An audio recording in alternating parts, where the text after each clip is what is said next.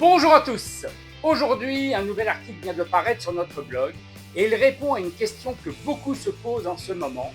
Faut-il déclarer les intérêts du livret A aux impôts? La réponse est simple, mais elle ouvre un sujet beaucoup plus important.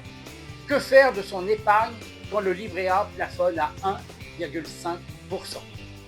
Dans cet article, nous revenons sur la fiscalité, mais surtout sur les alternatives qui permettent réellement d'améliorer le rendement de votre épargne.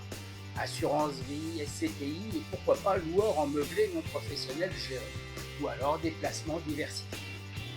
L'objectif est clair, vous aider à comprendre ce qui fonctionne, ce qui rapporte davantage et comment orienter votre épargne de manière plus efficace.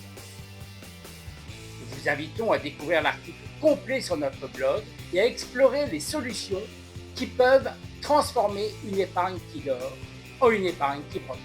Alors pour lire cet article, c'est très simple. À la fin de cette vidéo, vous allez voir apparaître un QR code. Il vous suffit de flasher sur ce QR code. Si jamais vous regardez cette vidéo sur votre téléphone, évidemment vous ne pouvez pas flasher, mais c'est pas grave, quelque part autour de cette vidéo, sauf peut-être sur Instagram, vous avez un lien, vous cliquez sur ce lien. Si vous êtes déjà inscrit sur notre blog, vous accédez dans les deux cas directement à cet article. Sinon, une simple mesure de sécurité, on va vous demander, si c'est la première fois que vous vous connectez, on va vous demander de renseigner votre adresse mail. Je rappelle que tout ceci est gratuit, sans engagement, sans aucune contrepartie, donc aucune raison d'hésiter.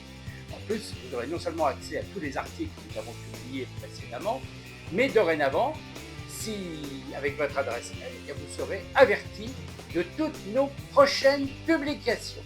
Donc, aucune raison d'hésiter.